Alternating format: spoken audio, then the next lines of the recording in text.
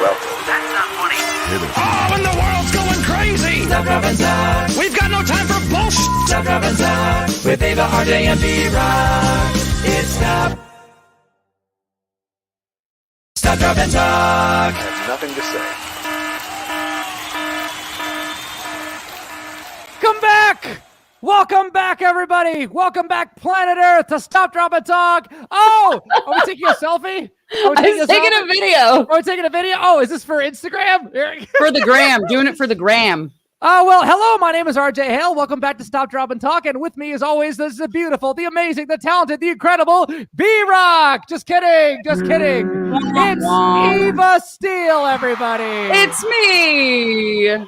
Glad to be back. As you guys notice, we are sans B-Rock.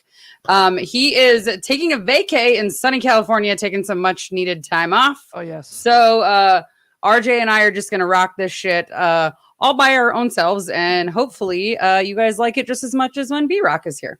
Yeah, don't adjust your set. There's one comrade down, but don't worry, he'll be back. This week we're very excited because we have two special guests. Yes, we have Paris Visone. She's one of the leading concert photographers, which is amazing. And she has a new live stream show for live concerts based out of Nashville. She's got a ton of stuff. We've got a book we're going to talk about, so you guys are not going to want to miss this. And we also have Diamante. Woo, yeah! We love Diamante. She's such a badass. She's really killing it right now. Talk about one incredibly independent artist. She has no record label, but she's absolutely destroying it on her own. And mad props to her, man. She's killing it. So she's doing amazing things. It's so fun to watch her career. I had a pretty crazy week this week. Did you hear about the storms that we had in Nashville out here? Oh, I did. Yeah, had some pretty crazy flooding and stuff like that. The first storm was crazy. We had hail storms, of course, ironically hailstorms, but it scared the crap out of Emily. She started running down the basement with Oreo and was like, get in the basement. I thought the roof flew off or something like that, but it was just a lot of loud hail. But and we were like, okay, everything's fine. And then we got a text from our neighbor saying, your tree fell on our fence. So we lost a tree. And it is. You can't really see it, but it did kind of jack up their fence. But you know what? I'm glad that was all that happened. Lucky I got a great insurance. And that was the it didn't hit anyone's house, didn't hit anyone's car, nobody got hurt, But a lot of people actually did get really hurt pretty bad in Nashville. Had a couple casualties. And I didn't know it was that bad, though. It's crazy. I mean, it's funny how it was almost nearly a year ago when the tornadoes hit.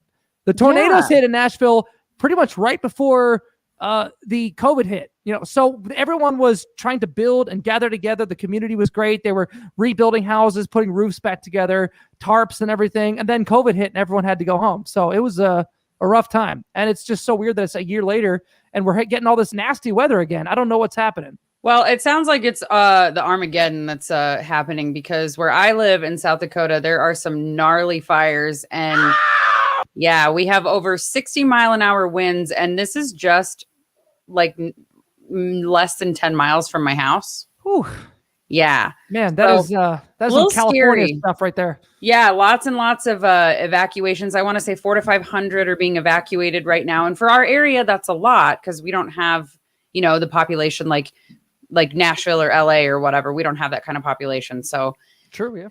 Yeah, it's some Armageddon sounding shit going on here and everyone's losing their goddamn minds. Well, it sounds like a lot of crazy things are going on in the world right now. Let's get into some of them right now with our special segment we call Some Fucks Given. Let's do it, Eva! Some people got many and others have none. We're all going crazy, so come and get one. It's Some Fucks Given. We just do it for the song, that's all. Mm-hmm. But let's talk about this boat that got stuck in the Suez Canal. Has finally been freed. Yay! Somebody had a bad day at work. Someone's getting fired. Yeah, it really backed up a lot of trade production going on down there, for several days. I can't believe that. That's okay. crazy. But can we talk about the tiniest piece of equipment that they were using to try to dig that shit out? I saw that picture. This is a massive vessel. Yeah, and something that the vessel is this big, and the piece of equipment that they're using, the bucket is this big. We're gonna be here all year, folks. That was crazy. What I don't understand is why did they design the canal where if a vessel goes sideways, it can get jammed in there? Like, why does it have to be that skinny? Well, I guess I don't know. Is it a man-made canal, or is that just how it is? Like, I don't know. I don't know these things. Let us know in the comments if you know, because I have no idea. But so that's pretty crazy. Also, it is officially not Hillary Clinton trafficking a human trafficking vessel, as some QAnon believers are claiming this to be. This is crazy. QAnon believers are actually saying that? They actually said that. It's a legit thing. They actually think that this was like, you know what? I miss the days when we used to fear serial killers and like crazy psycho murderers. And now it's all about hill dogs. So I don't know what's going on. That's absolutely crazy. But anyway, good Lord. In lighter news, this whole Cinnamon Toast Crunch saga is absolutely incredible. Have you been keeping up on this thing? I have. And for those that don't know, the guy that is doing all of these Cinnamon Toast Crunch tweets, like mainly being like, what the fuck? If you guys are not aware, this is Topanga's real life husband from Boy Meets World. That's right. That's right. In fact, I have this whole saga pretty much broken down if you want to hear it real quick. I do. Okay, here we go. Let's hear it. First of all, a man found shrimp tails in his Cinnamon Toast Crunch. General Mills responded by saying that's impossible, and it's just basically compressed cinnamon that looks like shrimp tails. And I don't know, I saw the photo, and it's clearly shrimp tails. Yes. But General Mills doubled down. They're saying like shrimp contamination is completely impossible. And then he was like, "You're trying to gaslight me," and he got all crazy. And then when he went to post, he then posted again that there appeared to be rat droppings in the same box, and another box he had looked like it had dental floss. Like used a string or something like that. I think it's the same box, actually. It makes me think, how bad did this pandemic affect the work environment at the Cinnamon Toast Crunch factory? Is it like Amazon, where their employee policy motto is like, Amazon, it's actually unhealthy to pee more than once a day. That's what they say. Well, I have an 11-year-old daughter that lives for Cinnamon Toast Crunch. We're going to switch for a little bit. Okay, fine. That's you know what? There's Golden Grams. There's Honey Smacks. There's Reese's Puffs. That's amazing. But anyway, Chris. Thank you. So I was on this guy's side for a while, and I was like, yeah, this big company is just trying to like brush this under the rug. But all these things are now coming out about this guy. His name is Jensen Karp, and he's a Hollywood producer and personality. And yes, he's married to Topanga from Boy Meets World. And many people that he's encountered are speaking out against him. Like I've seen a few tweets. Actress Rory Uphold tweeted a quote, "This is the most abusive person I've ever been with." Melissa Stenton, who's a writer, said he's a manipulative, gaslighting, narcissistic ex-boyfriend who once told me he was surprised I hadn't killed myself because my life was so worthless. And then later tweeting saying, "I'm getting texts from a lot of girls still in therapy over his terror." This writer, Stephanie Mickus, tweeted, when I was not gracious enough after a surprise threesome, I was told to be careful or I wouldn't never work in this town again. And then this actress, Eliza Skinner, said, you don't even have to have dated him to need therapy for his shit, later saying he's a huge liar and getting attention for work some other rat did is very on brand for him. So I'm like, who is this fucking guy? Whoa. What the fuck? Did you hear about this? Like, no. I'm stumbling on this Cinnamon Toast Crunch story, and I'm like, oh, this will be a hilarious story. And then it just unravels and it's just like, thanks, internet. I can't have like one hilarious story without having it turning into this like horrible another Me Too monster movement. Exactly. So anyway, at the end of the story, apparently he did follow through with taking the box to the lab. The lab confirmed that they are shrimp tails. But even if they did confirm that they aren't shrimp tails, it doesn't solve the mystery of where they came from. Unless the lab confirms, they're really remarkably shrimp tail-like pieces of sugar. But I have a theory. I believe this was all a beta test accidentally leaked to the public about a new flavor called Cinnamon Shrimp Crunch. And that's what I believe happened. So look out for that, people, coming to your store soon. Cinnamon Shrimp Crunch. That is so, I'm just like, that makes my stomach turn. That is pretty gross. The shrimp tail in the cereal part was gross, but then hearing about all the things about this guy is just made it even more gross. So now I'm kind of leaning towards, I think this guy just might be crazy and maybe he planted the tails. I don't know. There's no way of knowing. Or it just happened to the perfectly wrong person. Maybe. I don't know. I don't know. Like, who knows? Who's to say? Hey, I like your shirt, by the way. Oh, yes. I didn't know. Check out my shirt. That's right. Eva, I got your nice Steele. little gift package, all my Dirty Sexy Riot gear and my calendar. So thank you. Emily has it up in her personal bathroom. So she definitely love it. So yes, before we're done with this, speaking of flavors and food, I hear there is peep flavored Pepsi coming out for the Easter season. Yes, don't worry. We'll leave you with some happy news. Pepsi just announced a Peeps flavored cola for Easter, and I want to try it. No. I think it'll be good. Like I have a weird taste anyway in these kind of things. So For one, it's want going to taste like cream soda. I want to get my hands. Okay, so it's going to taste like a marshmallow flavored. Yeah, which is kind of like, hate Peeps. I hate them. What? Like literally nothing makes me more nauseous. Oh my!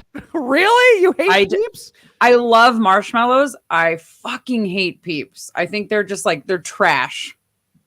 There was a moment in my life where I first tried a Peeps s'more, and it was life-changing. No, you know what you have to do is a Reese's peanut butter cup s'more, and I'll do you one better. Don't do a s'more at all. You take a strawberry and you dip it and twirl it in the marshmallow fluff, and then you roast that. What? Holy! Mind blown.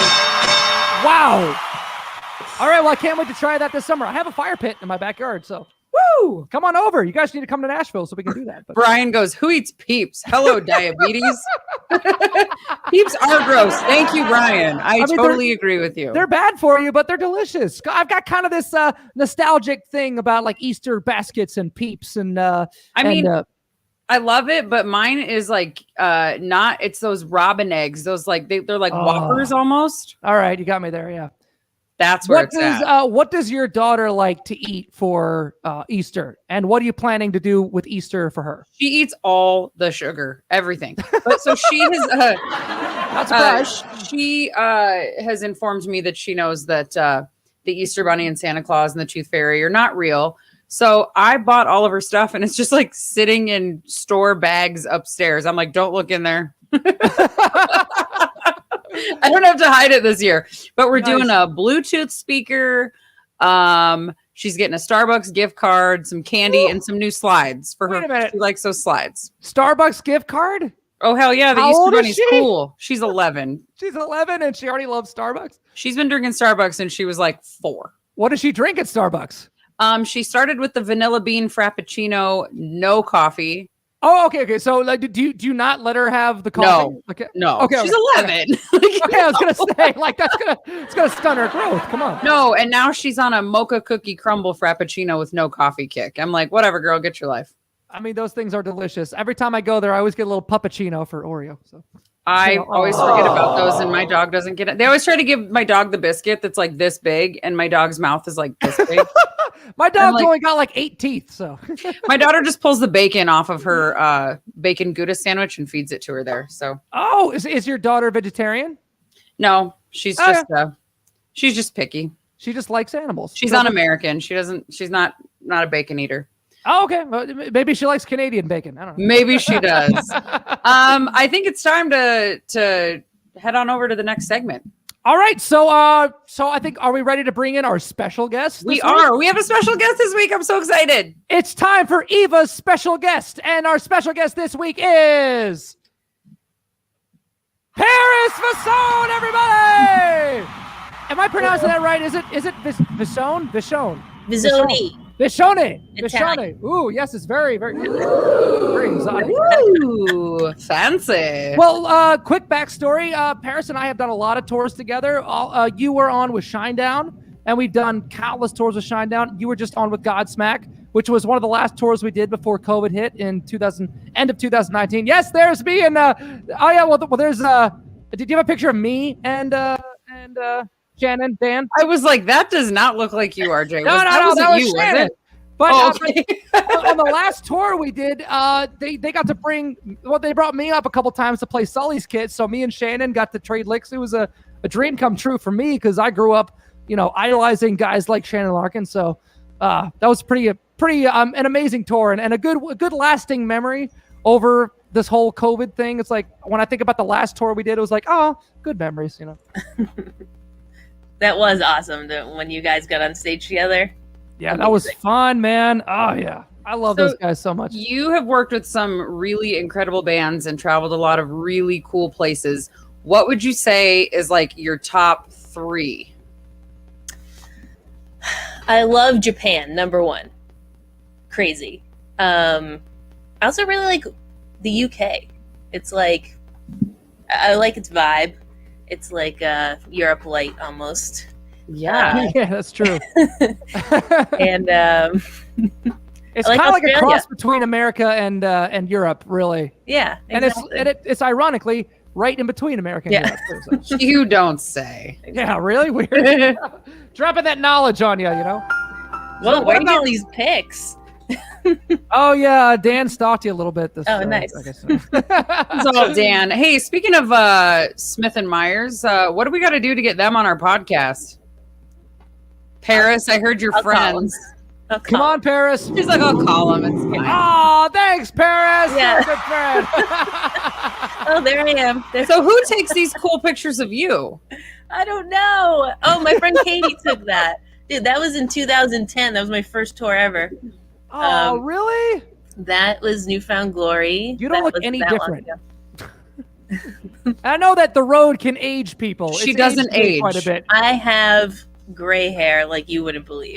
Ooh, same girl, can't welcome to the believe club. that. I've let my hair, like, it's always been blonde in the front, and this is pandemic. I was like, let me see how long it can go, and it's this long, and it is so gray. It's Okay, I'm first of letting mine all, grow. I can't see any gray in well, your I hair. mask. I have a light. It's like, that's what I do. I have so much gray in my hair that if I didn't color my hair, I would look 12 years older. Wow. Yeah. I would I'm never kind of guess. leaning into it. Yeah, That but was a like big crowd. some Silver people fox. can and some people just cannot. You know what I mean? Like some people lean into it and it's like, oof, girl. Like that's what would happen if it was me. Yeah. True story. So, Oh, okay, man. so you've done all these really cool, amazing tours. You've traveled all over the place. Do you have like a favorite festival or a favorite artist that you've worked with? Ooh, I always get that question, and it's hard because everyone's so different. Like it's weird because when bands tour, they only know their tour. Like our dude's on tour at Hailstorm, and that's all he knows, you know. So the vibe of each tour is so different. So to compare them, it's kind of like you can't really. You know, Right. you're totally right, because in my scenario, I'm used to just being in the same culture every tour, which is Mhm. my band, my camp, my crew, and everything. Yeah. You have been in a tour with a lot of different bands, so you're literally thrust into completely different cultures every single time. It's a totally different dynamic and a totally different family dynamic. Yeah, for sure. I mean, like on Newfound Glory, we have one bus, so I'm on the bus with the band. Yeah. On Limp Bizkit, we have a few different buses, but I would ride with the band. On Godsmack, Really? I ride with the crew. And it's a very different dynamic everywhere. And different bands want different things. Like with Godsmack, I'm with Sully all the time. And then, Yeah. you know, You're on the Sully bus, right? Well, that's how you get Yeah. that good content too when you're around them and it's a lot more candid stuff, you know. exactly. And Yeah. that's my favorite stuff. Like I do photo and video, but like my main passion is photography. So Yeah. that documentary sort of style where they don't really know I'm taking photos and I'm like being a creep, that's my favorite kind of stuff to get. So Which is amazing. So how did you get started in all of this? Like where the hell did this all come from? This amazing life that you've built. well, I was super like in high school, I was super into music, but I liked like everything that was like on MTV at the time. Like I was totally mainstream. Like my favorite band was Papa Roach. It was and Newfound Glory. So like growing up, I was like, all right, I'm in a band in high school, and like that didn't turn out well. But when I was really young, I was into Hanson, and that's Got sort me of- too. There you go. Well, I mean, you gotta be. It's Oh, so much. that's what started it all. So when I was 11, that's when I discovered them because they were on TV and stuff, like the morning shows. I was like, oh, they're so cute. And then I would take my cousins and my sister and set them up in photo shoots as if they were Hanson. So like Oh my that's God. where my photography started. Okay, but time out. Who was your favorite Hanson brother? Zach. Oh, really? He was my favorite too. My age, it's the way to go. Yeah. Yeah, you were too young to be into Taylor or Yeah, too Isaac. old. Especially when you're that young, you got to go for who's your age. And the weird thing is, so that was the whole thing. It was like, I need to become a photographer so I can meet Hanson and hang out with him. Like, that was it. Like, fame was just so cool to me. So I was like, all right. Fast forward to a few years ago, Zach Myers actually brought me to a Hanson show, and I hung out with Hanson. So, because he's good friends with all them. Yeah, exactly. Because he knows everyone. He's the mayor of the music industry. Yeah. So, Yeah. Or was it like holy dream come true? Like you had just like hit the ceiling of your career for that very moment? For sure. And it was like that whole, I wanted to photograph them. Like, that's where it started. And then I'm in this room and we're like hanging out backstage. It's just me, Zach, and Hanson. And so it's like super intimate. And then Taylor goes, can I take out my camera? Is that like all right if I take pictures? And I go, can I take my camera out? Can I take pictures? So we were taking pictures of each other taking pictures, and I was just dying. That's I think amazing. I held it pretty well though. Like, that's a vision like come true. That's like you put it in the universe. It happened. There you go. You did it. Like, now what do you do? Yeah, I guess now what? Here now. What are you gonna do next? Oh, there they are. There they are. Oh man, I miss those guys so much. I haven't seen them in so long. So you've traveled with all these bands, you've done all these things, you got to photograph Hanson. You also have a book. Why don't you tell us about that? So my book, yeah. So I've been taking these photos ever since I was 11, where I started, taking photos of my cousin. Like a coffee table book almost. Yes, it is a photo book. So it's like a documentary book. It's like an art book. These are incredible. Yeah, thank you. Most of it is my family, and it's from like the last 15 years. I've always wanted to make a book. That was the whole point of photographing all the time. I just photograph everything all the time. I want one. Oh, okay, you can have one. Yay! I want a book. Of course, yeah. I'm all about photo books. That is so cool. Congratulations on finally being able to put one out. That's amazing. Oh, look at you! Oh, I was so happy. You look so excited. Yeah, it was so, and I got to watch them print it, and I like nitpicked the shit out of it. It was a lot of fun. Well, that's your right. You're the artist. Yeah. So we were printing it, and I was like, dude, it's too sharp. It doesn't look right. It's too sharp. And they're like, too sharp. This is what we strive to do. I go, dude. He's like, well, I can unalign it. I'm like, yes. And that's the thing. Like, it's that nerd stuff. I really love all that anyway. I love that. That's stuff. absolutely incredible. Wow. So, do you have a favorite photo in that book?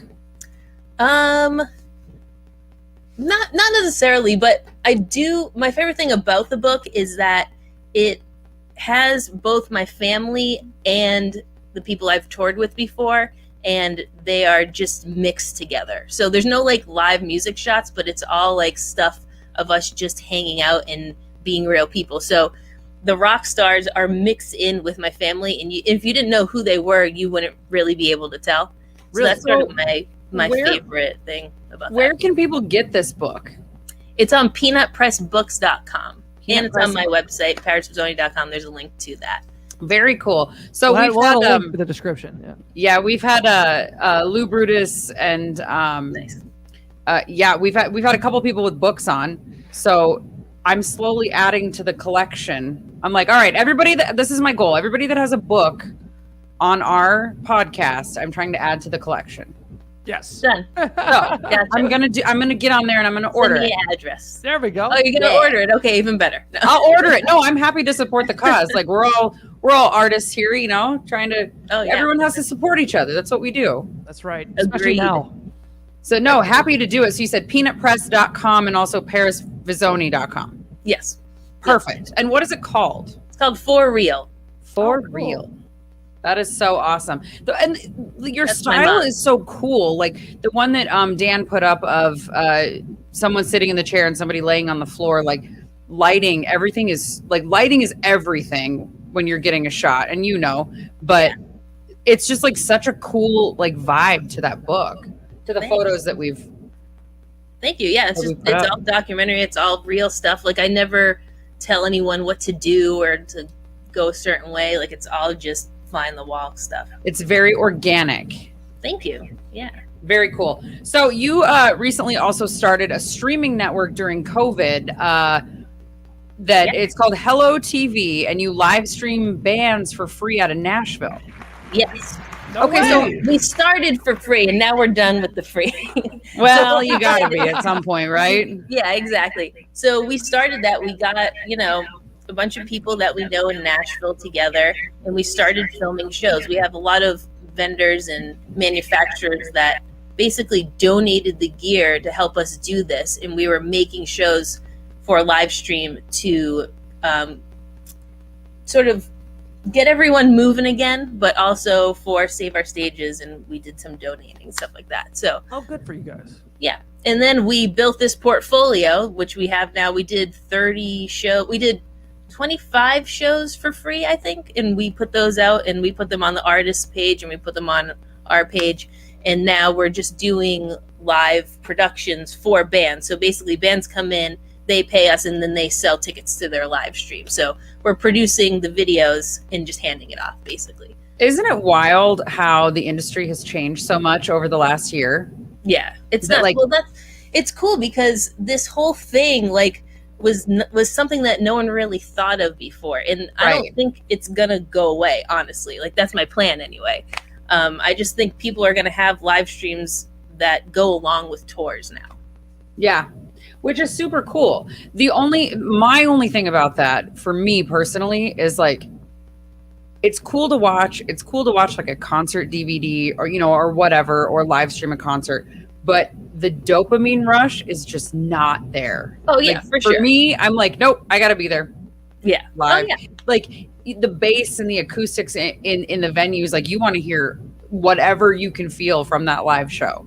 Right. Yeah, for sure. We're I mean, basically just doing whatever we can right now. Yeah. With the hand that we're dealt. So, but hopefully but the we'll go cool back. thing about our stream is that our audio engineer, Eric, who's also my partner, he mixes in this thing called Clang, which is a 3D audio mix. So if you listen to our shows in headphones, it's like around your head, and it's really awesome. Oh, well, I've that's- never heard that's of that. pretty cool. That's amazing. It's Taking really it a sick. step So, further. Yeah. I just need to Oh, jump it's in. Dan, everybody. Oh, here we go. Bye, oh, the Dan. Dan. So one of the cool things about the way Paris directs her shows is that she uses like a real documentary type feel to it. So instead of having like cameras on tripods in the front that are really pretty frame shots, she'll actually use like a handheld right in front of them, so you feel like you're standing right in front of the artist. Thanks. So Yeah. it does. See, I pay attention, Paris. So Thanks. it does have more of a live type feel, and she gets right up in their face, and and so rather than kind of like that perfect beauty shot, she keeps like a little more energy. So it actually It's does not like a concert DVD at all. No, it feels different. It's pretty cool. I watch all her shows. Where can you watch? Where can you stream this? On their website? They're on our YouTube. So yeah, if you just go to Hello TV or HelloProductions.com, either one works. With Hello with 3 O's. Thanks, Dan. Bye, Dan. See you later, Dan. You can see all of our shows that we've done for free. Sorry, Yeah. we're not booing you. We're booing him. Yeah. Yeah. That's his normal response. Yeah. Yeah. So, and on the flip side of this, it is so cool because so many people are still not ready to leave their house or unable to leave their house. And so you're bringing that experience to them, which, to be fair, a lot of people have reached out to us and said things like this, like the podcast or, live stream shows and all this stuff is really what's getting them through, because these are the people that lived for the live shows and the concerts and the entertainment prior to. Yeah, So- for sure. And that's the sort of thing that makes me feel like I'm doing something, even when we're on tour and we post like a behind the scenes video or photos. Some people go, I couldn't make it to this concert, but it really made my day, like seeing these photos and, seeing this behind the scenes stuff, like really made my week. And I'm like, dude, like that's real. You know what I mean? Like, Yeah. I'm not writing the music, but I'm at least showing something that's impacting someone's life in a positive way. So You're sharing the God. experience. yeah. Yes, absolutely. Which, okay, and to backtrack here, I was not dogging on live streams by No, any means. it's not the same. I I was like, wasn't. no, that's not at all what I was doing. But we all are missing those live shows and those tours and the festivals and all of that stuff. So, yeah, I mean, as much as we're excited to get back to it, like you said, these live streaming shows, I agree with you. I don't think they're going away, and I think it's really incredible what you're doing. I didn't know there was such thing as 3D sound, the clang, which is even cooler. Like, who knew? I found out about that too recently, but you're right. Like little things like that, little things like that can really help to try to simulate the feeling of being at a show. Something like that, and also like you said, like having a handheld right up into the action, so you really feel like you're kind of right in the front row. And I'm sure that the mixing is probably involved too. Like what you're seeing, you kind of want to also represent audibly with what you would be hearing if you were standing right there. Yeah, for sure. Yeah, we have 4 operators for every show, and they're actual cameras in hand. So it's like, so it's not like on a dolly, right? You get real. It's organic. That a lot. You'll see if you just watch one, you'll be like, all right, I get it. It's more like a music video than it is like a live concert. Well, everybody go check that out. That's awesome. Yes. Love do that. you That's cool. Do you have any coming up that you can announce that people can look forward to? Not that I can announce. Oh. Ooh. So we might have something good in there. I mean, we really should get a hailstorm one going. Just to Yes, absolutely. We're out here. You're in Nashville, RJ. And I had no idea this was going on. Oh, man. Holy shit, that's amazing. Yeah, we'll do something. Yeah. I think that'd be awesome. You should do that. Absolutely. Let me know. I think we need to trade Paris. If she gets you Zach, then Hailstorm will do the stream. There we go. Okay. It's a fair Looking like trade. a good producer. He's like, wait a minute, I didn't sign up for this shit. That's a good producer right there. Oh my gosh. So it's like your career is insane. Like the story of your career, super fun. You like just envisioned it, went for it, manifested it. I Here feel you are. like I did. It's just positivity, thinking that it's going to happen. Fuzzy And vibes. just working hard and being nice and doing things because it feels good to do them and do them for other people, do them for the right reasons. I fully believe that all of that stuff works. It might take some time, but it works. Yes. Thank you for being a part of pushing a positive movement during this very hard time for a lot of people. Yeah. And there I it know is. that- Hello TV with 3 O's if you're looking for it. And to so know. is there like a catalog of concerts that you guys have already done up on the website that people can pay to watch? Yep. Okay. No, they're actually free, so you can watch all those just on how that about website. that? All right. Okay. With that clang sound, that 3D. Now Yep. I like want to go check it out. With my surround sound, even Yeah. better. Yes. Oh yeah. Yep. It's cool. Yeah. 5.1, yeah. So awesome. Well, thank you so much for popping in. Yeah. Thanks It for was having such a me. pleasure to have you. It was nice So to good meet to you. see And RJ, always great seeing you. He's just Always like one of good my to see you, favorite Paris. people alive. Oh, did you Yeah, hear look that? at You hear Just that? so happy all the time. I love it. It makes me happy. Well, He I'm really surrounded by good is. people. It's great. You know, the only thing that I will say, the only time that I have ever been like, dude, is sometimes he gets a little carried away. He's waiting. He's just waiting. He gets a little carried away with this fucking Paris. soundboard. Hey, Paris. Yeah. Why don't you ask Eva where she's from? Where are you from? South Dakota. Oh, I'm kidding. It actually goes like this. That's right. Thank you. Every single show. South Dakota, everybody. It's America. America. Woo! I feel like we should do like a Team America, like the America. Fuck yeah. It's been a while since we've all seen that show. You got the full Movie. experience of the show in like 5 seconds there. Love Paris. He does it all for the jingles and the soundboard. That's the only reason we keep him around, because he wouldn't stay around by choice. It gives him creative freedom to be able to do shit like this. It's so good. Yes. So if you are good to stick around in the waiting room, we might have something a little fun at the end. Oh yeah. We're just we're kind of winging it this episode here. This is So, pretty all great. right, well, stick around. We're going to pop you over into the waiting room. And then coming up here in just a couple of minutes, everybody, we have Diamante Diamante, everybody. She's coming up pretty Please. soon. is actually at the door. Is she ready? She's ready. She was texting me like, okay. Well, if she's ready, then I think we're ready for Dia 2.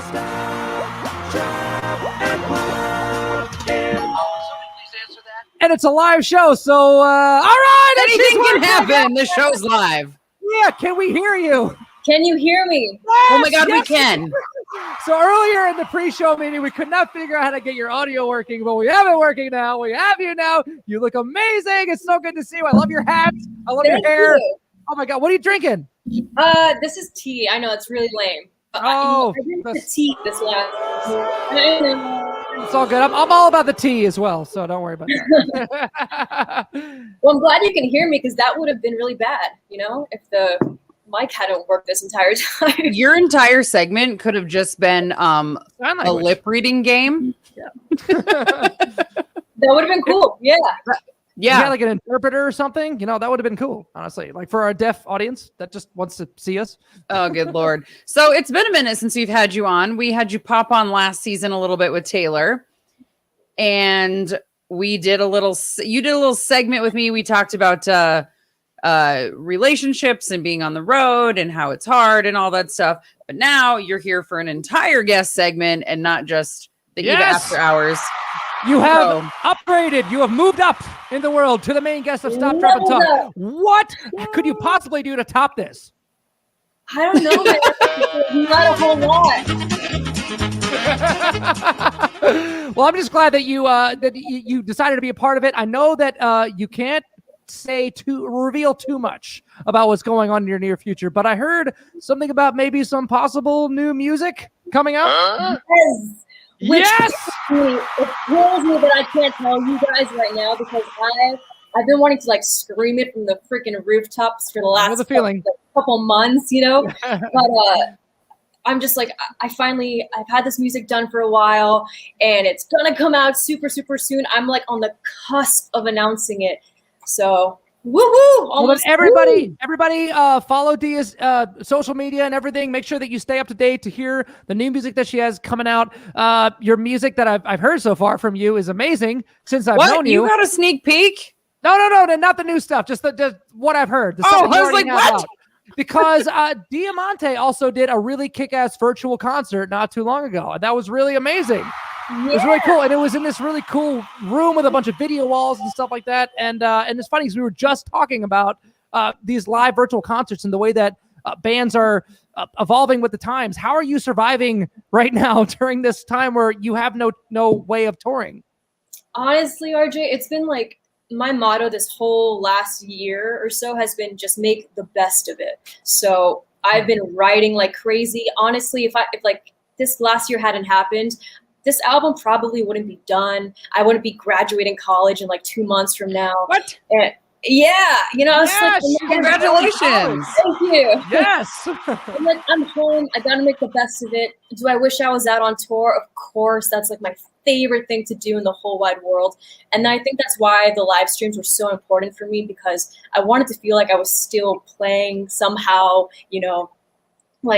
even though there's no crowd, that the people are there, they're watching, there's still some sort of energy to it. It's so much better than nothing at all. You know what I mean? Honestly, I thought the video walls around you were such a great idea that added so much energy. It almost kind of really upped. I feel like something like that during a live show might get a little bit oh God, my eyes hurt after a while. Yeah. But I think it really helped provide a lot of energy because we were just talking to Paris about what she's doing. Where she's up in the crowd, right up in the artist's faces, just capturing the energy. She's got the 3D sound thing going on. You guys didn't have that, but the one thing that I have to give you so much credit for is that you were so good at communicating with the fans that were on the feed, on the text feed while you're performing, and you were so good at responding to people. So it really felt like people were. You even responded to me a couple times. I was like, "Hey, and you were so good at that." Thank you. Yeah, that was the coolest part too, because I got to see a full live chat feature. So although it's weird, you finish the song, you're so used to hearing an applause afterwards, and it's just crickets. Oh yeah, right. Yeah. It's so awkward, but you get the chat and you get to see what everyone's saying in the moment. So it's cool. Yeah, I really love that aspect about our podcast because we can see a lot of the comments coming in live. In fact, one of our viewers is wanting to know what degree are you going for with college? I actually went for a business degree. Very cool. I just felt like there's so much you can apply to music business and your own, like if you're in the music career, that's what I did, honestly. Like any project or paper I ever had, I totally just made it about the music industry, and it was so much fun. And I learned a lot. Wow. It helps when it's something you're passionate about, for sure. And now you're just kind of combining the two, which is really great. And I don't think having a business degree hurts being in the music industry, because then you're going to be able to look out for yourself quite a bit. Exactly. Yeah. Probably Yeah, very and- beneficial to your music career too. And especially because from what I understand, you were not with a label. No, not at the moment. I haven't been for like the last year. So I've had to sort of like put on a whole different bunch of hats and kind of learn. And I haven't taken like any like music business classes. I want to in the future, but it's all been like a learning process. But it's been fun, kind of like being your own CEO, trials and errors. I'm so hands-on with this last album and project, like in terms of making the music, the design, the promotion, the marketing, and it's been such a cool process. Full creative control. I think that's kind of the dream that a lot of artists have that don't really get the chance to really fully pursue, is the fact that you have acquired this great following purely independently on your own, and you still have complete creative control. You have no one to answer to. You can put out whatever music you want. You don't have to listen to a label or A&R person or anything like that. You're able to do everything that you want to do. What can you shed some light on to some other artists on the ones that are going the independent route, how they can actually Like get to that point? Yeah, Plush doesn't have a label. They're another one. Yeah. Yeah. So what was your journey getting to this point now in this chapter? Well, I think the important thing for my story is that on my first album, I did have a label. So that was really helpful. Like when you're first starting out, I understand why it makes sense to have a label behind you, because it's really hard and really expensive to do that on your own from the beginning. Right, yeah.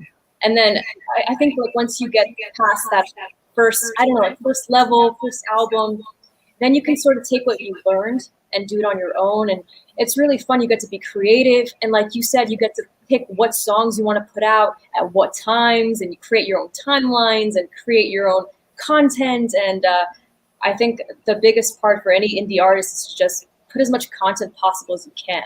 Right. Because you can. Yes. Right. Yeah. Which is so cool. Your guitar player is pretty good on TikTok, I see. He's got quite a following. Well, all of you guys are, but shout out. But all of you guys are really good at really engaging with your fans on social media, and even just posting things about your everyday lives, which I think, unbeknownst to a lot of artists, is because we're living our everyday lives, and to us it just seems mundane or boring, but to people outside of what we do, they probably find it very interesting how, for instance, in-ear monitors work, or how, or this and that, or how you prepare for a show, how you do warm-ups, just the mundane, everyday things. Is that also a strategy that you guys have always had as a band on your social presence? I mean, absolutely. I've always try to post makeup or how I do my hair, or a lot about my dog Nico. Like everyone loves Nico. Oh, we love Nico. He recently was an escape artist, I hear. Yes. Yeah. Crazy story. Oh my goodness. But he's home. He's back. He's back. And the chances of that happening are so slim. So slim. Yes. And he was gone for a couple days, right? Yeah, oh my gosh. That flower gives me trauma from that. Oh, you're triggering her, Dan. Oh God. He was gone for 9 days. It felt like 9 years. It was horrific. But the day we got him back, I was so unbelievably happy. I couldn't believe we got him back, because he didn't just go missing. He was sort of taken falsely. So it's hello. Is that Nico? Is that Nico calling you mommy? Yeah. So he was taken falsely? Yeah. Tell the story. Yeah. So he went missing in Burbank. And if you know Burbank, it's such a super safe city. Anyone who finds a dog is going to bring him back to the right owner. It's super community friendly. Ah, there's Nico. Oh. He got out because my brother dropped him off at his friend's house, and he just happened to run out the door and just kept going, probably looking for my brother or one of us. And a bunch of cars were like chasing him down the street so that he wouldn't get hit. He ran for 2 miles down Burbank, like at full speed.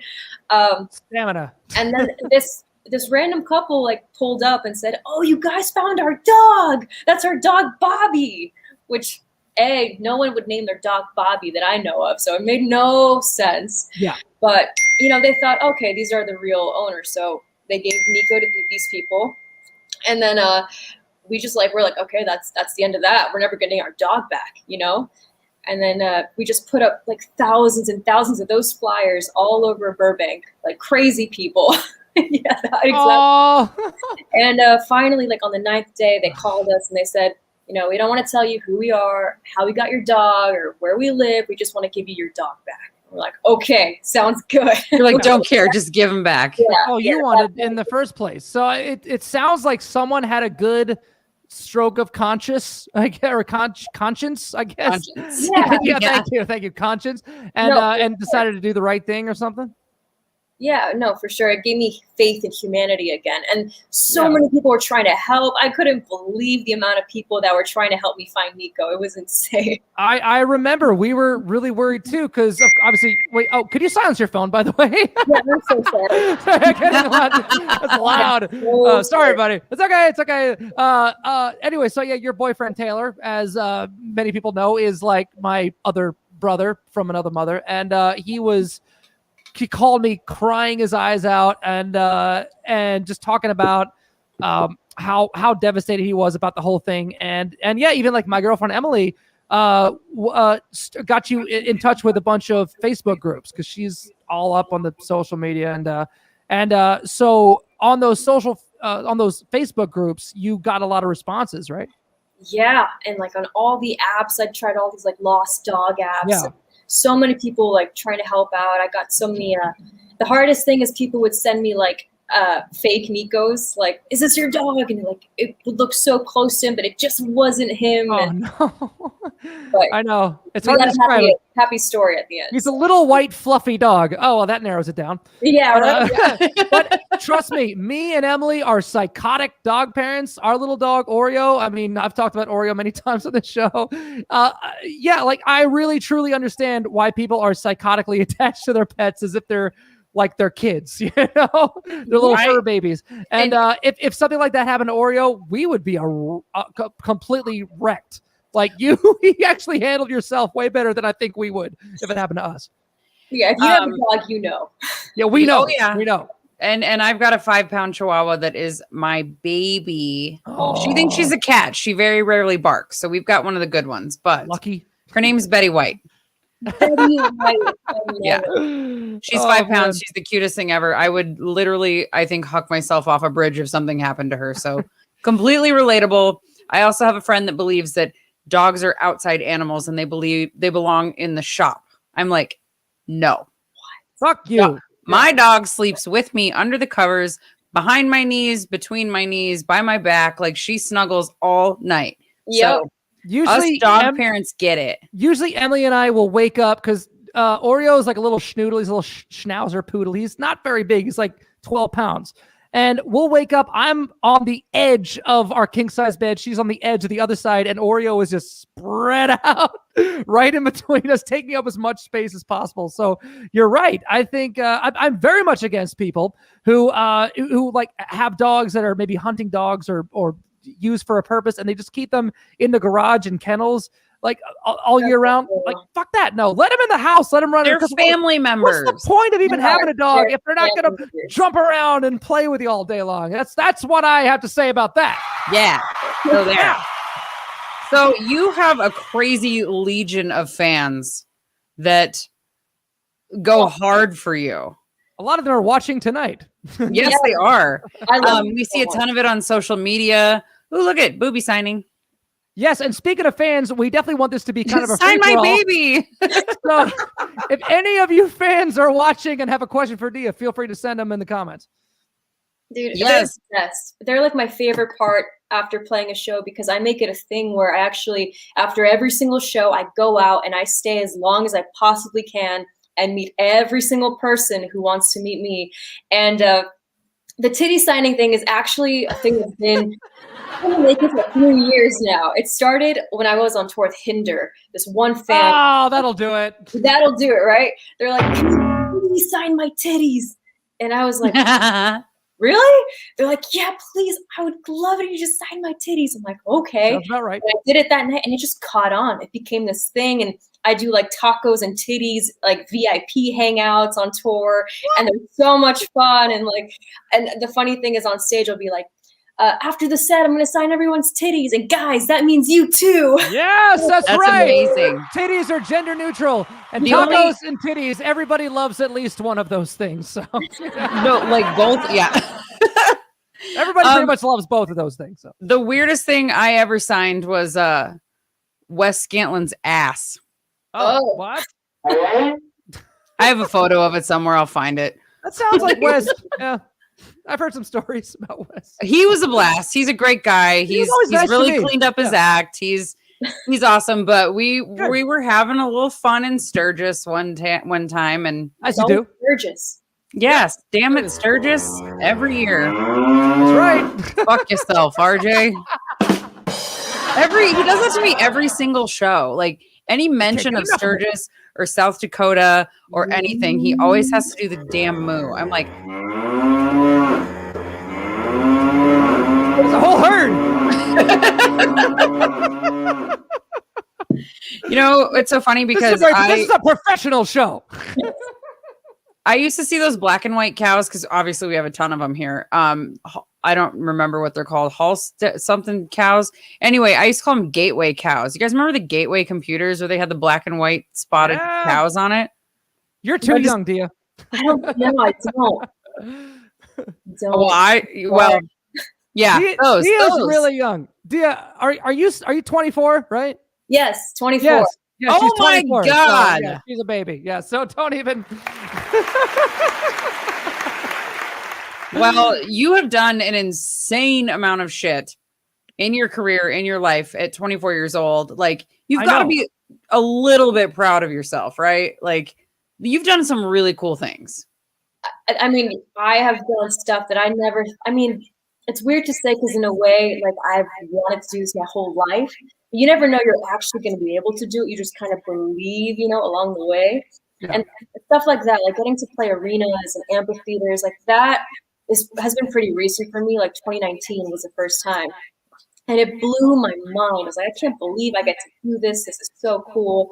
But then on the other end of the spectrum, it's like, no, you've been doing this since you were like 15, Right.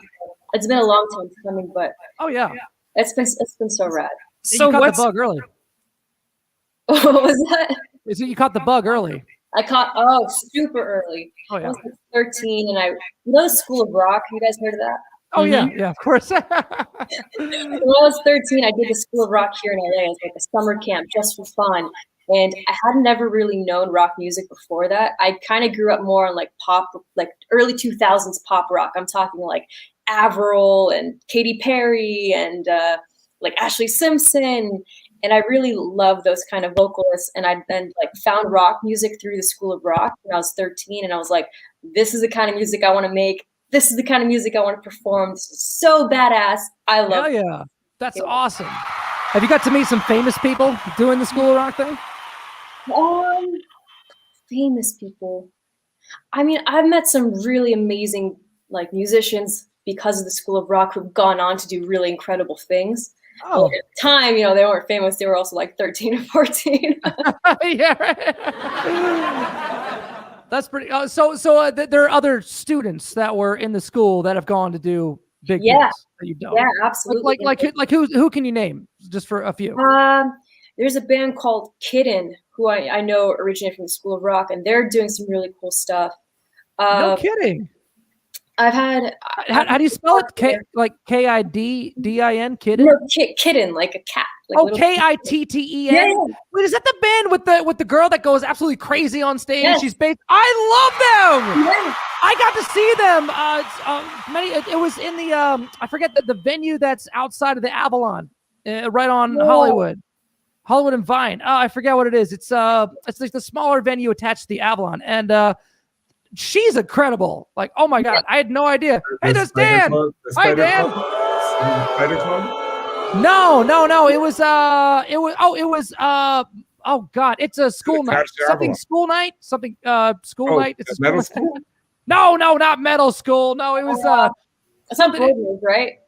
it was like a Monday night thing, and it was in front of in the lobby of the Avalon, and it was called like school night or something. The front part?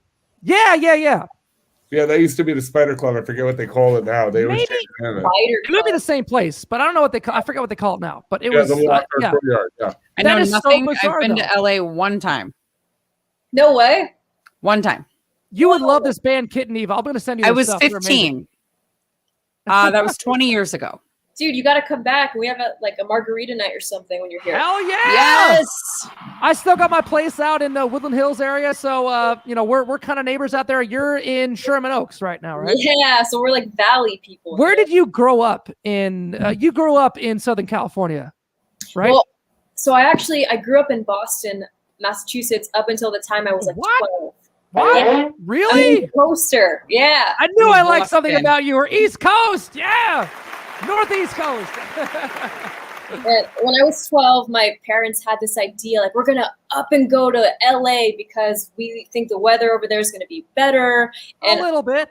yeah, and like my sister and my brother, they were kind of really into acting, and they still, like, my sister still really is. And so it was kind of like this big family move, and I was so bummed. I did not want to go to LA because I love Boston. I love my friends. Boston is and then, like 2 weeks here, I'm like, I love LA. This place is awesome. LA is awesome. And it's kind of the land of opportunity as far as what you're doing, And entertainment for sure. When I was back in Boston, I was doing like musical theater, but that was like the extent of that.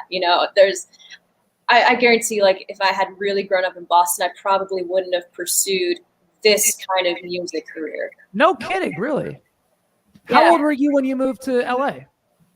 Like 12, 13. I was in middle school. Okay, so it was kind of around the same time you started getting into doing what you do now, doing the rock vocals. Yeah, totally. Amazing. That's a hard age to move to, that middle school age. It's because like you have your friends, you have your comfort zone, you already feel awkward in certain situations, and then it's like, here's an entirely new environment. Yeah, was that really hard, girlfriend? Was it hard to adjust to the different culture out here? Yeah, it was hard to adjust, especially because I grew up pretty sheltered, like really like good kid, and then I came out here in LA and I was like, what's that? And what's that? Like, it was this total culture shock over here. How did in high school when well, for me it was high school, when you finally figure out what weed smells like. Oh yeah. And then all of a sudden you realize it's everywhere. I didn't know what weed was until I came to LA. I had no idea, no clue. And then, yeah, exactly. Freshman year of high school, I'm like, what is it? What is that? And it smells like a skunk. Like, who farted? It's like, what is that? What is that? Oh God. Oh. I'm curious though. How did your parents take the news of you saying, like, I want to be a rock and roll singer? I'm super, super fortunate because they were actually the ones who were on board day one. They're like, you want to sing, you want to do music? Absolutely, let's go. My mom was basically my manager for like the first 3-4 years of me doing music. And so it was a lot of me and her booking shows, and she'd make my brothers come to all my shows, and they were miserable. They were like, we have kind of the same story. Dude, same story with me. My parents were so stoked when I was like, I want to be a musician. I want to be in the rock and roll industry. And because my dad was also a bass player. He was a rock and roll bass player back in the day. And you're right. My mom helped us book shows and helped me like and my dad helped me because as a musician, and also tour managed us for years and years, even after we got signed. So that's cool. I mean, I always say parental support is that's the key. Yeah, I need totally say, like, if it weren't for my mom and my dad, I would not be here because they have been so supportive from day one. Like, Yeah. my mom, especially, this shit she had to do for me. Like, on the shows, she like booked all my interviews. She picked out my stage outfits with me. You know, she was so in it with me, and I'm so grateful to her for that. So how was obviously now though you have a manager, and she.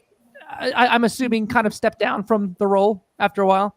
Yeah, but the funny thing is, for a while, she actually had like a roster going because a lot of other artists in LA be like, "Oh my God, we love what you're doing with your daughter. Can you help us out?" And she had like 6 or 7 different bands and groups that she was helping out. And Wow. then, but she started in real estate, and now she's back to that because she is such a boss when it comes to real estate, and that's like her true calling. Oh, that's awesome. Like, Mama, thank you so much for everything you've done, but like I got it from here. And So she's well versed in contracts, which is one of the biggest things.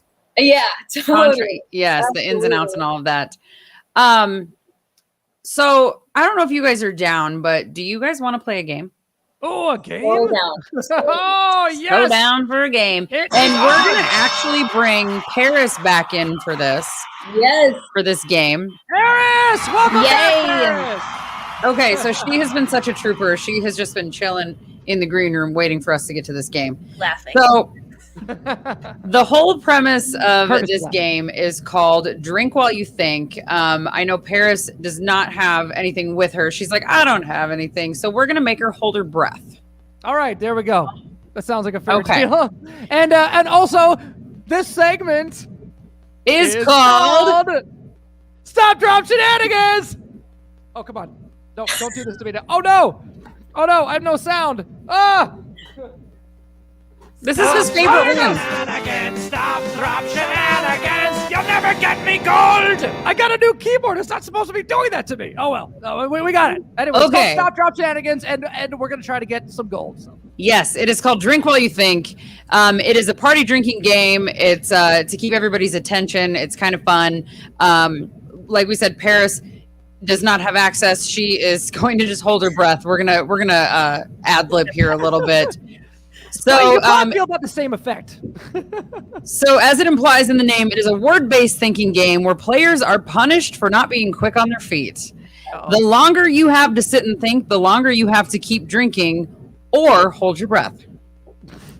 So this one is easy, okay? This one's pretty easy. So what it's going to do is, so whoever wants to start the game, which I'll start it, comes up with a name. For instance, we'll say George Clooney. The next person in the game has to choose a name of somebody famous that starts with the letter C, since his last name was Clooney. Oh, God. So if the next person says Kate Blanchett, you can say Bernie Sanders.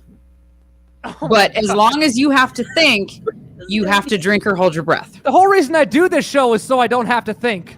Well, this is going to be fun then. Okay, here we go. Okay, so I'm going to start it. I'm going to throw it down to Dia. Oh, She'll God. throw it over to Paris. Like Foursquare. And then Paris will throw it up to you. Because this is the Brady Bunch. Yeah. Oh, I thought there was more. I was like, I thought there was more too. I guess I edited I that. was all excited. Okay, so I am going to start this one. Carol Baskin. Oh, You have to drink while you think. Billy Squire. Oh, Do musicians count? You can do anybody famous. Okay. Samuel Jackson.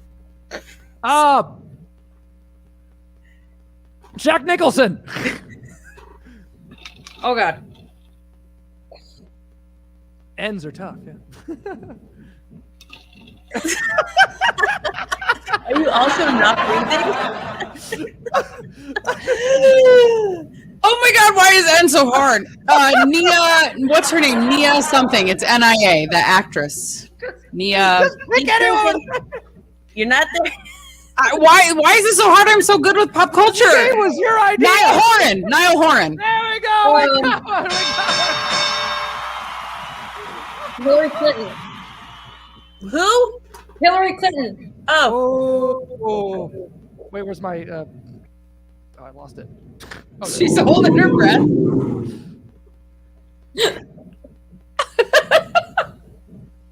why is it so difficult? It's so hard. I just said one earlier. With a C? Yeah. C. C. Do I just die when I lose? I mean,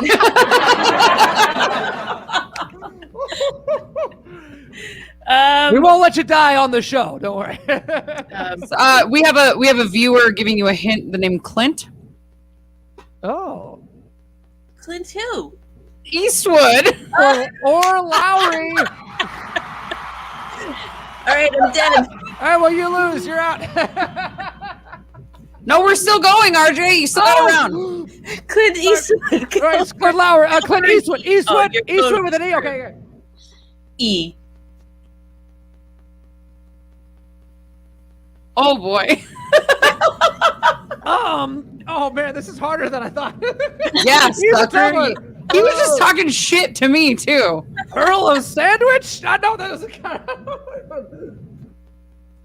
The Easter Bunny? He's pretty famous. Very count? famous. That counts. No, goddamn it. It does. Sure. He's gonna let me off the hook for that one. I'm gonna let you have the hook.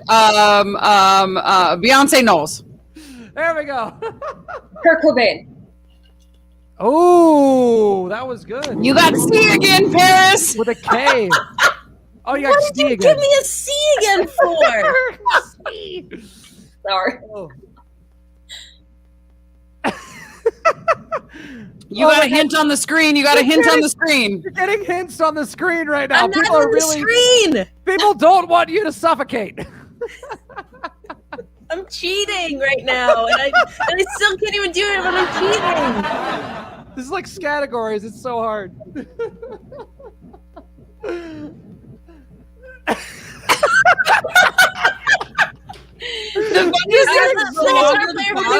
Chad Gilbert. Go.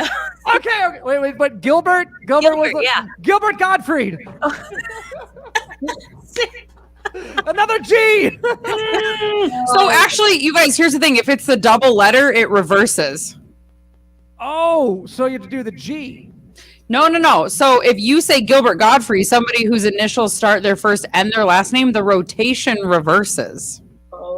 Oh, wait a minute. Plot twist. So we got to go back to Paris. And she's got G. You got G again. George Costanza. George Costanza. There we go. He's like, got Oh, G she again. just slapped you with a C now too, Dia. Why is that a hard one? Carrie Underwood. Yeah, there we go. A Now you gave me a U? A U. No use. What? Oh wait, I'm supposed to be drinking. Underwood. Oh God, that's tough. Even Eugene is not a U. I'm gonna die. This is Yeah, empty Oh, now. you're right. Eugene is not a U. Oh, maybe Uncle Cracker. Oh, there you go, Uncle Cracker. Another C name. Oh God. Wait, Charles is it Barkley. Cracker with a K? I think it's with a K. Oh, is Uncle Cracker with a K? Mine's Oh C. crap, with a K. There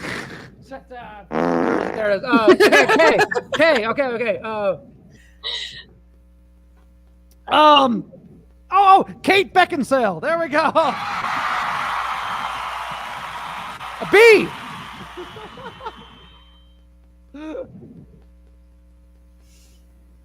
Why is my mom calling me? Mom, are you not? She's like, I don't know how to figure out how to watch the show. Does her name start with a B? Yes, it does. Her name does start with a B. Barbara Streisand. Barbara Streisand. Okay. That's a good one. My turn. Back to you, Dia. Shakira.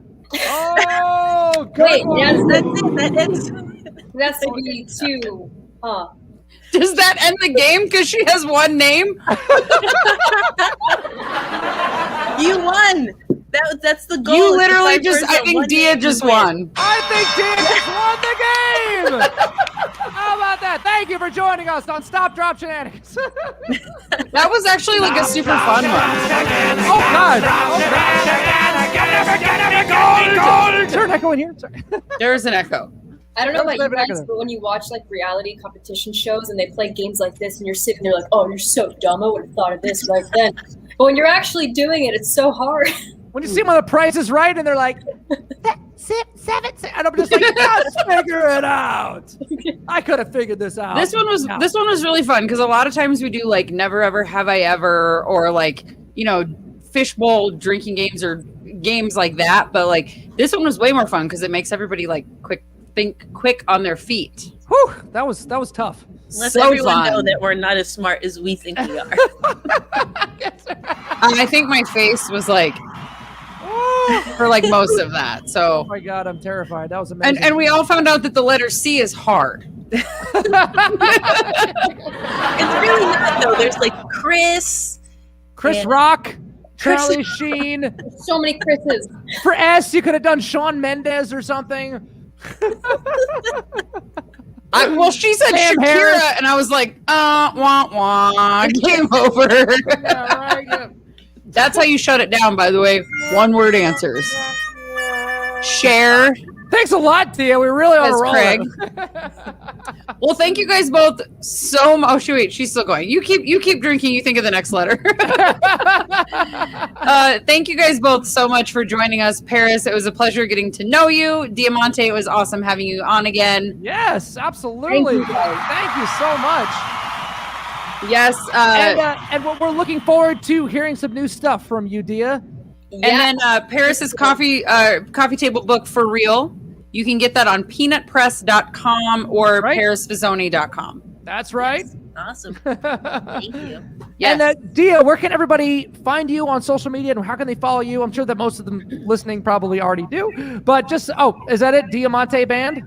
At Diamante Band. There we go. Well, Twitter is at Diamante Band. Everything else is at This is Diamante for some reason. Just Diamante. Diamante.com. Yeah. Okay, Diamante.com. And we also have Paris's socials popping up on the bottom of our screen if you want to give her a follow on the gram. Yeah. Check them out. Be sure and check out the new music that Dia is going to be announcing soon. And Paris's book, check out Hello TV. It's Hello with 3 O's, followed by TV. You can check out all of the free live streaming concerts over there. Thank you, ladies, both so much again for joining us. And it was so much fun. Dia, when your music comes out, we'll make sure that we announce it on this show, too. Oh, awesome. You let me know. We'll let you know. We'll be there to push it for you. Yeah. And we hope to have you guys back again. You guys are more than welcome anytime, anywhere. Most likely here, but anytime. For sure. Cool. Thank you, lovely ladies, so much again. Thank you, guys. Diamante and Paris Visone, everybody. Oh, my God. Aren't they great? Just wonderful. So much fun. That game literally was the best. That's my favorite game we've ever played. That just really completely messed with my head. Dude, what a great hang, too. I'm so glad to hear that. First of all, very glad to hear that Nico was back. That was very tragic when she lost her dog. But also being able to kind of talk to Dia about how she's built her career on her own right now is absolutely amazing. And I think that Eva fucking Steele is another great example of someone who knows how to independently build her career with Dirty Sexy Riot. So baby steps. And of course, Paris is self-made. So I feel like everybody on the show is just self-made, you know? Something that I can say like that I thought was so fucking cool about Paris is that she was like envisioned what she wanted to do and just made it happen. Yeah. And has done so many cool things along the way, you know, before and after her Ultimate Hanson meeting, which by the way, I can fully relate to. I was a total Hanson head. Yes. I was. Bop. Zach and I are actually like the same age. Which is crazy. I know. Mid-30s. Here we are. He was my age too. My sister was more into Taylor because that was like more her age range. But that was the beauty about that band is that every single brother could appeal to a certain age group, a different demo, of different demographics. We need to get Hanson on this show. Yes, can we make that happen, Dan? Dan. Yeah, Dan. Who do you know? Come on, Dan. Dan. You just gave a thumbs up. All right, well, thank you, Dan. Well, there we go. That would literally be one of the highlights of my career. Okay, so now it's out of the bag. The two people that I would love to meet the most: Zach Hansen And of course, John Goodman. John Goodman, a famously known trivia fact here at Stop, Drop, and Talk.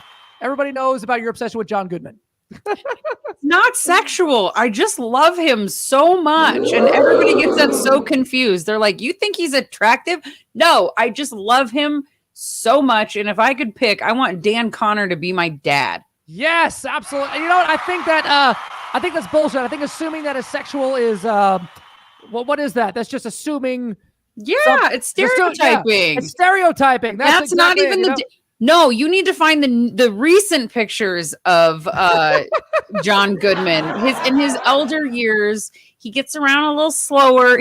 Here's the deal. He reminds me so much of my grandpa.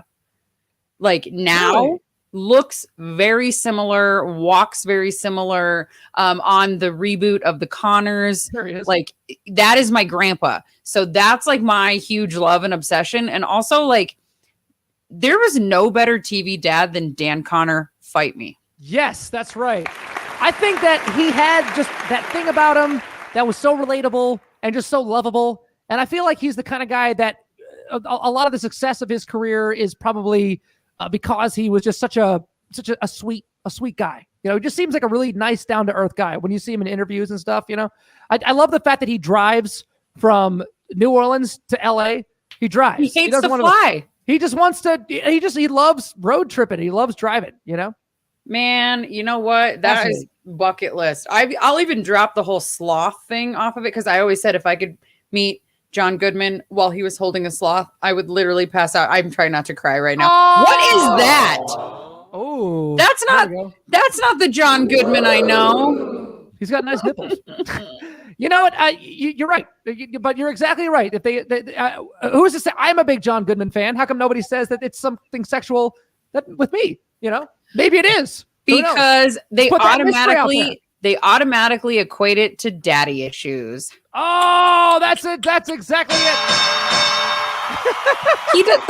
He keeps pulling the most unflattering photos of him. You need to pull up like a Connors reboot.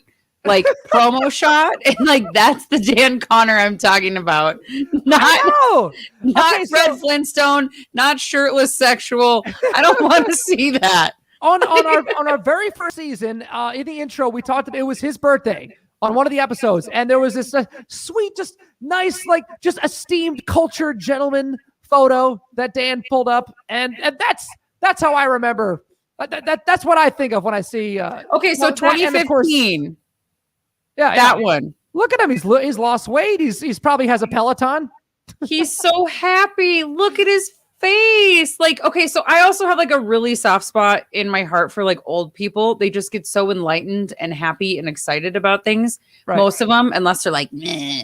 But like, I just want to hug old people, and I'm not a hugger. Yeah, I hear you. So he's the exception. You would hug John Goodman. I would hug the shit out of him. I'd probably embarrass myself and cry. He's just that teddy bear of a guy, you know? And I love the fact that he's in so many movies. He's not in a lot of movies where he's like the lead role. Yeah. There's not a lot of movies where he's the lead role. Besides, he'd be like weirded out if I asked him to adopt me. I bet he gets that a lot. He probably gets that a lot. He's like, I want you to be my daddy. Yeah. I'm 34. Will you please adopt me? Sure. I don't want any money. I just want your presence.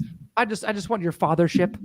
It is not a daddy issue, by the way. I just really like him. Now you're just like digging your own. Now you're just solidifying that. Yeah. It sounds way worse than it is, I swear. Well, one of these days we'll get him in there. But anyway, on that note, we want to announce real quick that we're going to be off next week for Easter.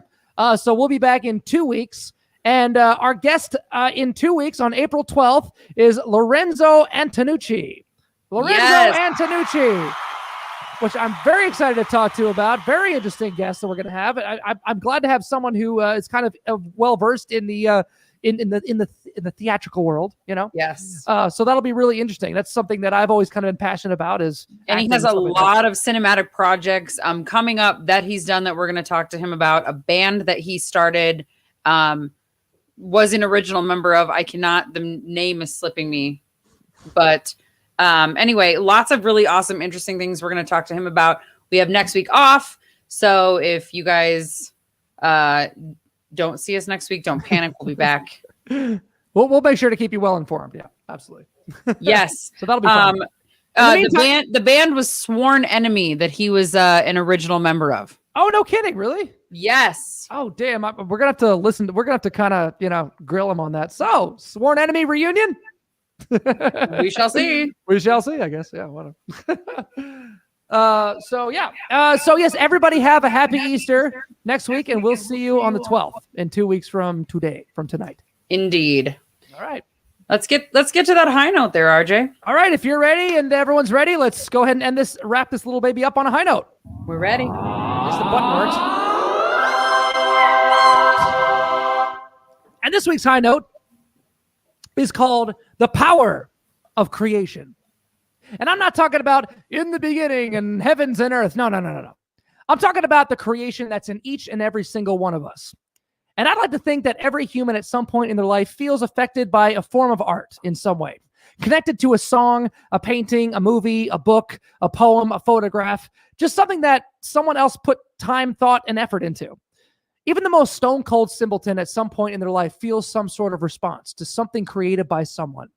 And obviously, there's no statistic to know if everyone has this experience, but I have to believe it to be true because we all have rooted deep in us, throughout our evolution, these addictive and intoxicating little bastards called emotions. It's a mysterious thing about us. Welcome back to RJ's Armchair Psychology Hour. Thanks to psychological and physiological studies and the wisdom of the Pixar movie Inside Out, a film which has been praised by being fairly theoretically accurate, we know we have at least 5 core emotions: anger, fear, disgust, sadness, and happiness. Let's break them down, shall we? First off, we got anger. That's represented by a little red Lewis Black in our heads. This emotion is mostly explained by our need to release energy, usually caused by pain.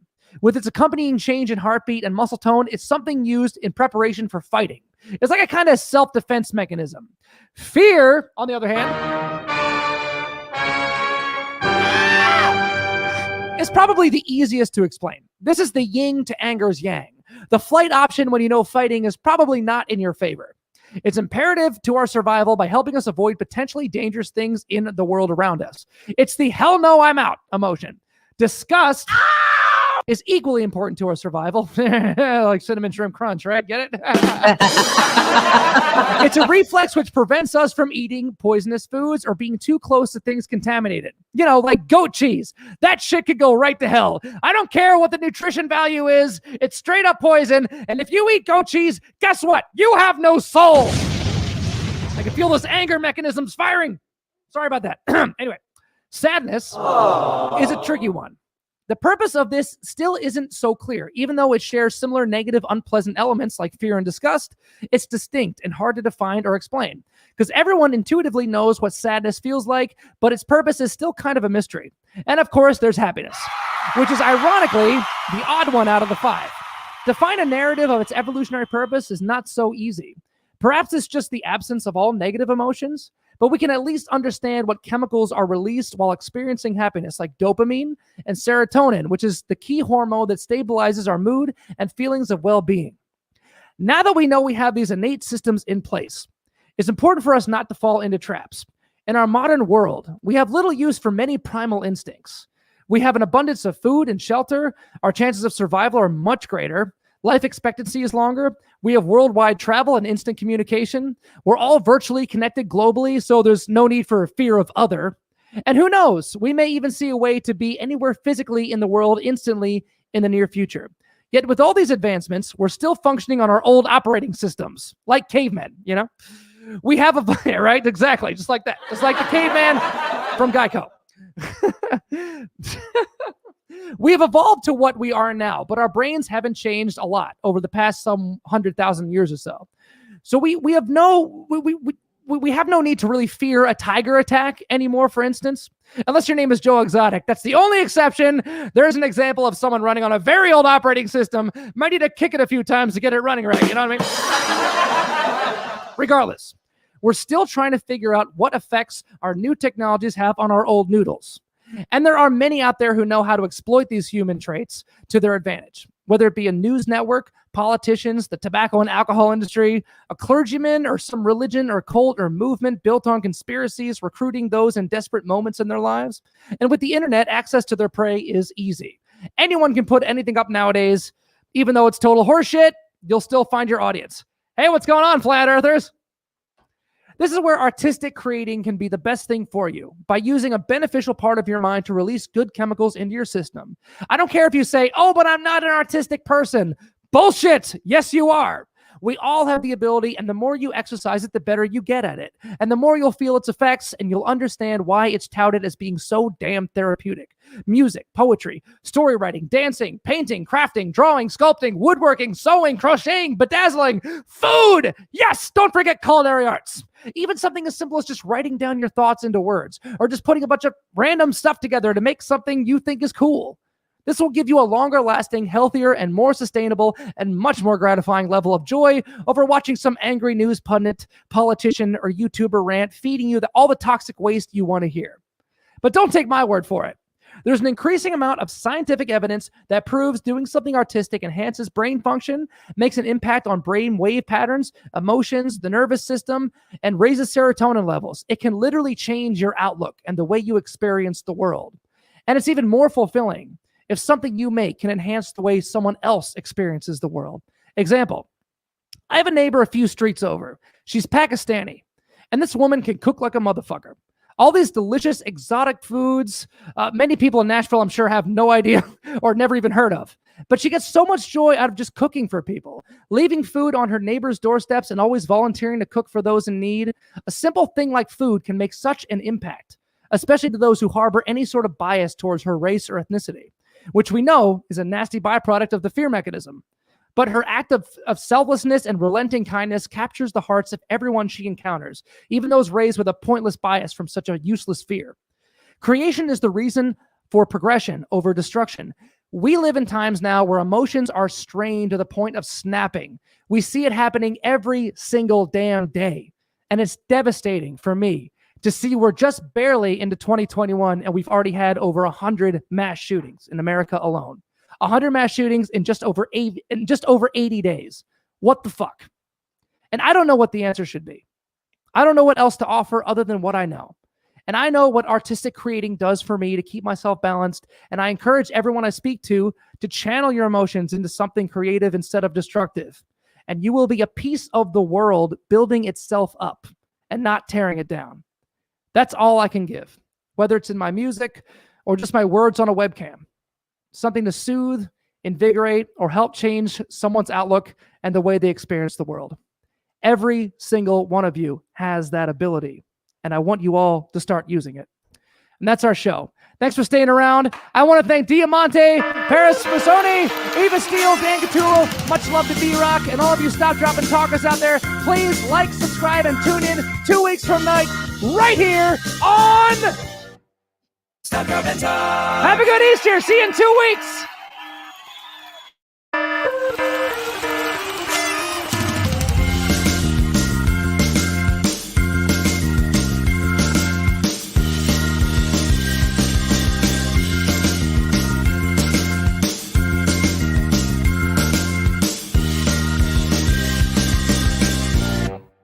Stop, Drop, and Talk.